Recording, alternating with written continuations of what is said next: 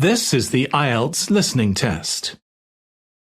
You will hear a number of different recordings, and you will have to answer questions on what you hear. There will be time for you to read the instructions and questions, and you will have a chance to check your work. All the recordings will be played once only. The test is in 4 parts. At the end of the test, you will be given 10 minutes to transfer your answers to the answer sheet.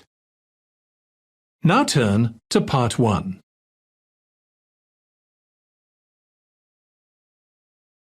Part 1. You will hear Bud and Annie talking about their families. Look at questions 1 to 5 on the form now.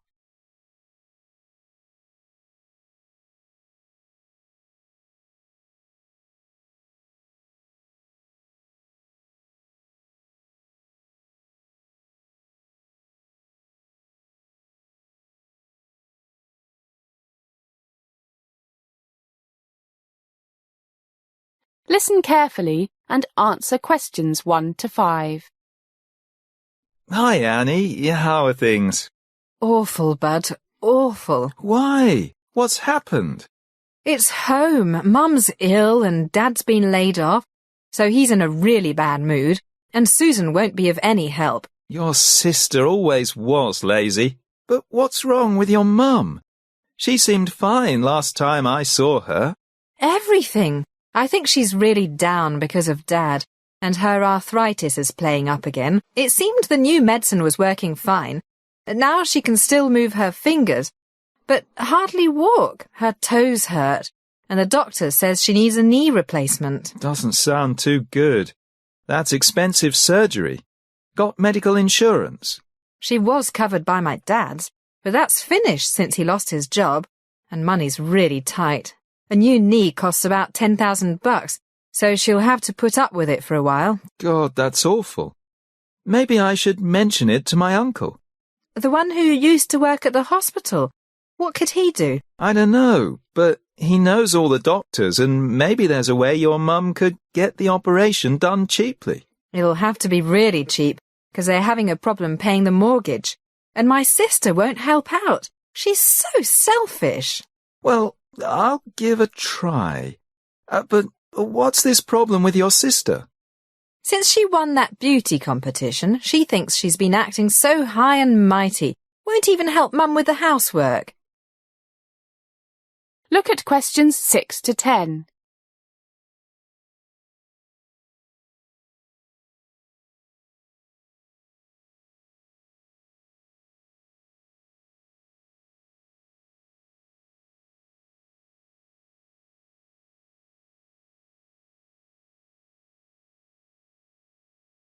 Now listen to more of the conversation between Bud and Annie and answer questions 6 to 10.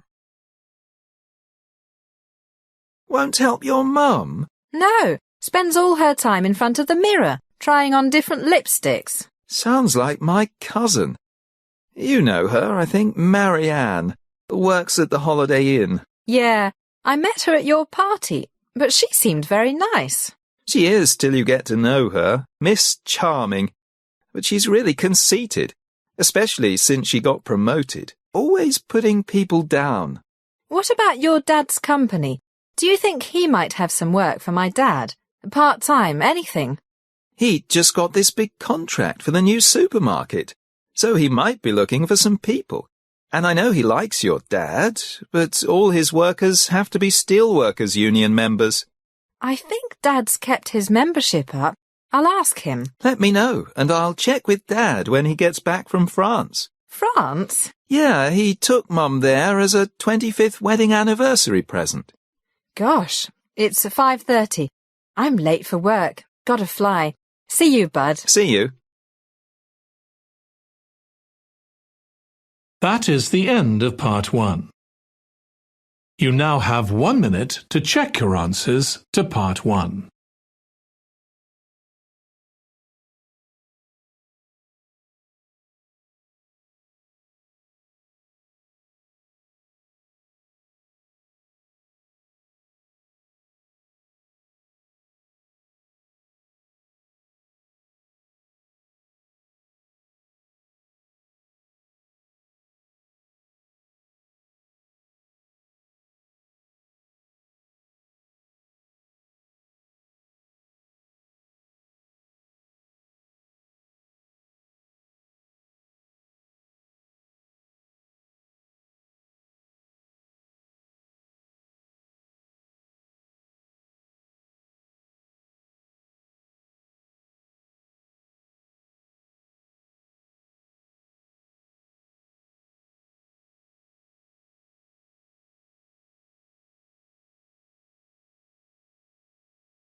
Part 2.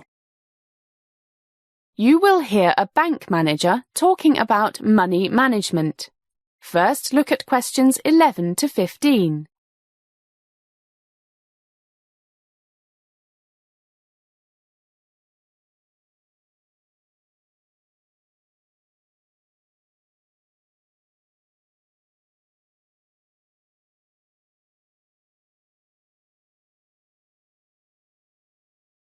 As you listen to the first part of the talk, answer questions 11 to 15.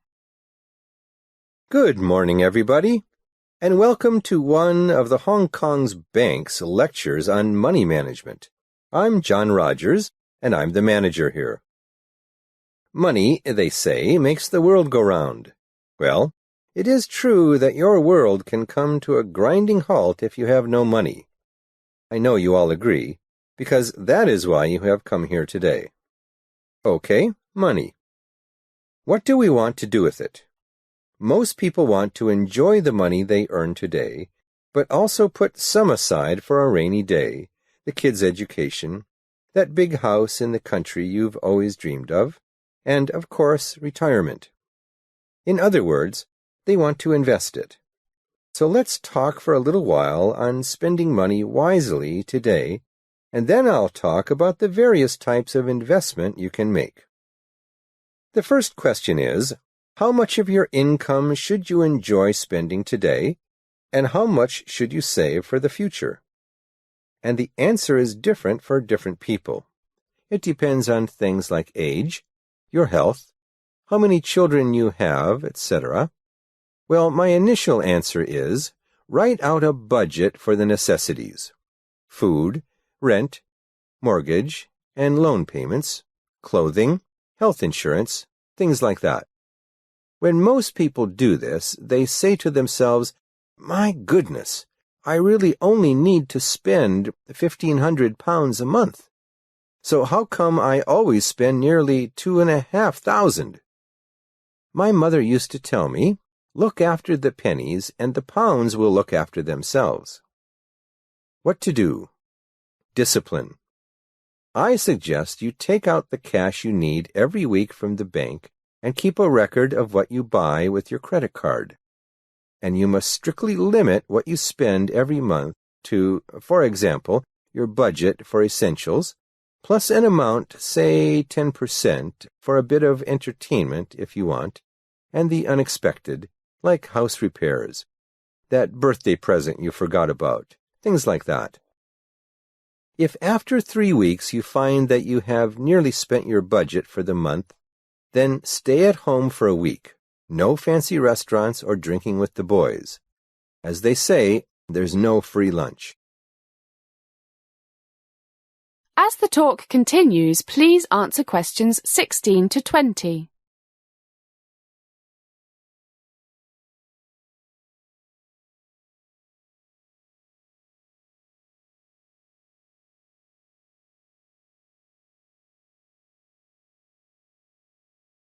Okay, so what do you do with the money you don't spend? Oh, one thing I forgot to mention. It's a good idea to always have some money in a current deposit at the bank in case of big surprises. Say 1,000 or so. Don't be tempted to use your credit card unless you absolutely have to. And get that safety cushion back in the bank as soon as you can. Right. So, what should you invest in? The list is endless. Real estate, stocks and shares, equity funds. Did I hear someone say gambling? Well, if you have a crystal ball, maybe. The government lottery? Someone once described it as a voluntary tax on fools. But I must admit I spend £1 or £2 on it every week, but no more. It brings a little bit of excitement into my life, even though I know I have a better chance of being struck by lightning than winning. Okay, let's start off with a basic principle. In general, the higher the potential for making a fortune by buying shares of a particular company, the one you have been told will be the next IBM in 3 weeks, the higher the risk. We've all heard about the dot-com bubble of several years ago. Some people made a fortune, but they got out before the market crashed. The majority of investors lost their shirts. Another basic principle, the balanced portfolio. A balanced portfolio means you have investments in a variety of things, from low-risk but low-return things to things like blue-chip stocks that are somewhat less predictable, but which will probably provide steady, if not spectacular, returns for years, to the riskiest of all, venture capital, where success could increase the value of your investment 100-fold, or failure could wipe it out. Well, why don't we break for a coffee now? Then I will talk about the most common form of share ownership, common stock, which makes you become a part owner of the company itself, with voting rights and entitlement to dividend distribution if there is one. That is the end of Part 2. You now have 30 seconds to check your answers to Part 2.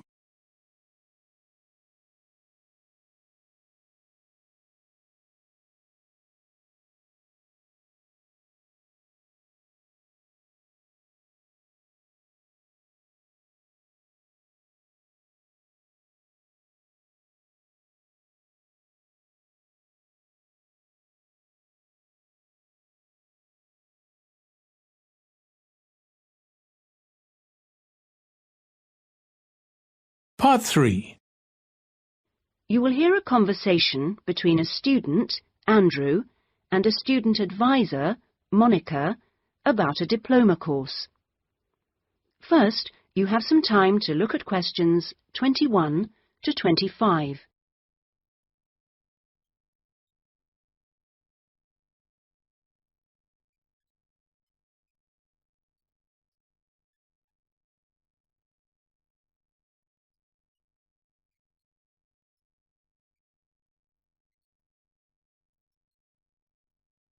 Now listen carefully and answer questions 21 to 25. Excuse me, I was told to come here for advice about management diploma courses. You've certainly come to the right place. Hi, my name is Monica. Nice to meet you. My name is Andrew Harris. So, Andrew, have you seen our diploma course prospectus yet? Yes, I've already looked at it. In fact, I thought the information on course content was really useful. But I'm afraid I'm a bit confused by all the different ways you can do the course. Full-time intensive, part-time, and so on. Mm-hmm. Well, let's see if I can help. I think each course type has its advantages and disadvantages, so it really depends on you, your own study habits, and your financial circumstances, of course. Are you working at the moment? Yes, I've been working in the administration section of the local hospital for the last 3 years. Mm-hmm. And before that, I worked in the office of a computer engineering company for 2 years. So I've got about 5 years of relevant work experience. Mm-hmm. And what I'm hoping to focus on is personnel management. I see. And are you planning to leave your current job to study, or are you thinking about just taking a year off? I want to know what my options are, really. I don't want to quit my job or anything, and my employers are keen for me to get some more qualifications, but obviously it would be better if I could do a course without taking too much time away from work. Right. So you don't really want to do the full-time course, then? No, not really. It's also a question of finances. You see, my office have agreed to pay the cost of the course itself, but I would have to take unpaid leave if I want to study full-time, and, well, I don't think I could afford to support myself with no salary for a whole year. Okay. Well, you have two other possibilities. You could either do the part-time course, that would be over 2 years, and you wouldn't have to take any time off work, or you could do what we call a modular course. You could do that in 18 months if you wanted, or longer. It's quite flexible, and it would be up to you. So what does the part-time course involve? For that, you would join an evening class and have a lecture twice a week. Then you'd have to attend a seminar or discussion workshop one weekend a month. What kind of coursework would I have to do? Well, it's a mixture. You'd be expected to write an essay each month, which counts towards your final assessment. You have a case study to do by the end of the course, which might involve doing a survey or something like that. And also you need to hand in a short report every 4 weeks. So that's quite a lot of work then, on top of working every day. It sounds like a lot of studying, and really tiring. Yeah, you certainly wouldn't have much free time. Before you hear the rest of the conversation, you have some time to look at questions 26 to 30.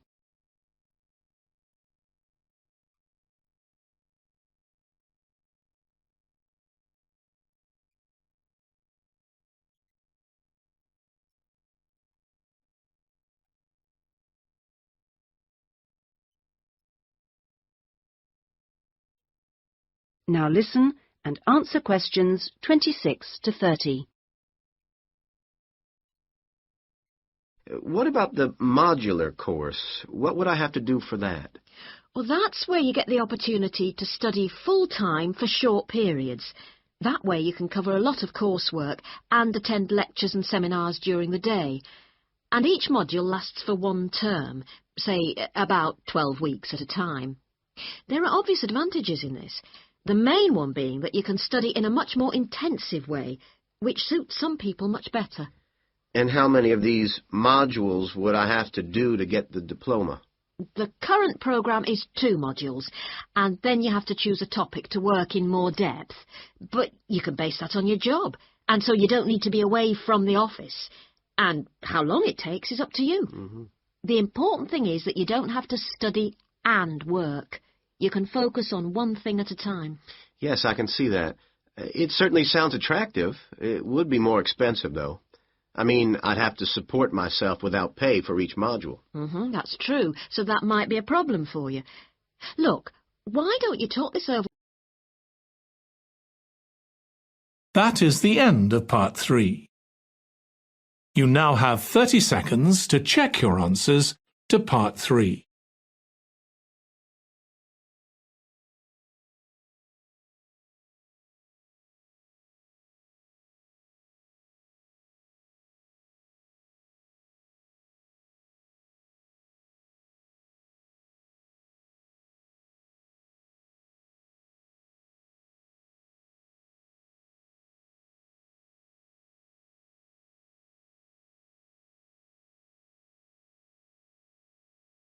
Part 4. You will hear part of a lecture given by an economist about North American women's attitude to money and saving. First, you have some time to look at questions 31 to 40.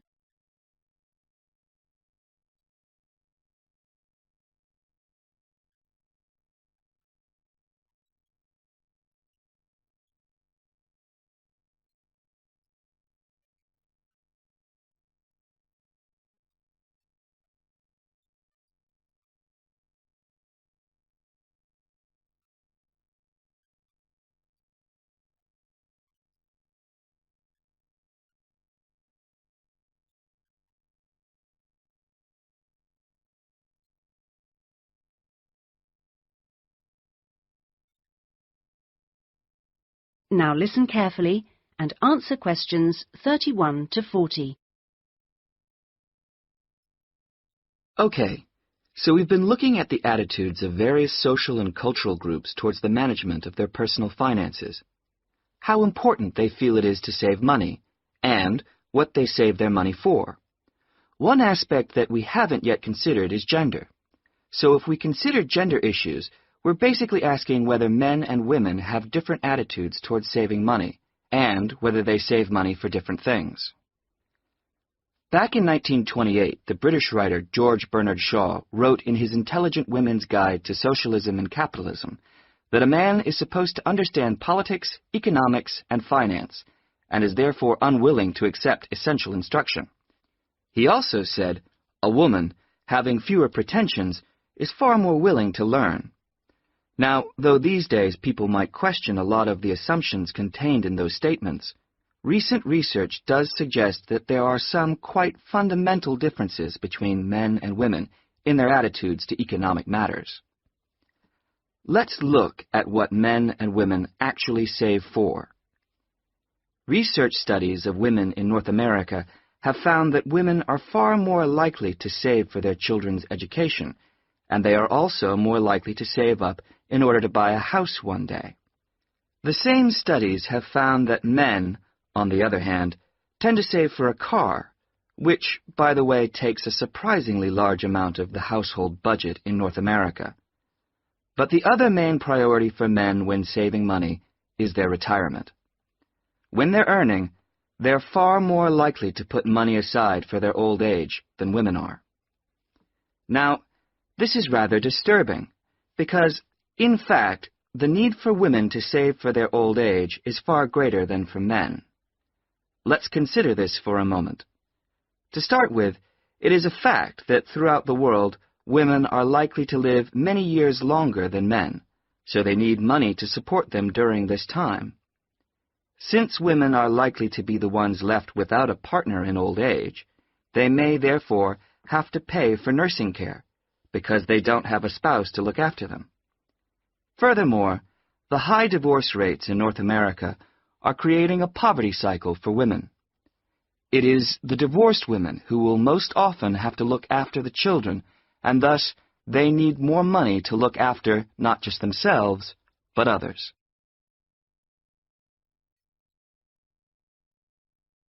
So what can be done about this situation? The population in North America is likely to contain an increasing number of elderly women. The research indicates that at present, for women, it takes a crisis to make them think about their future financial situation.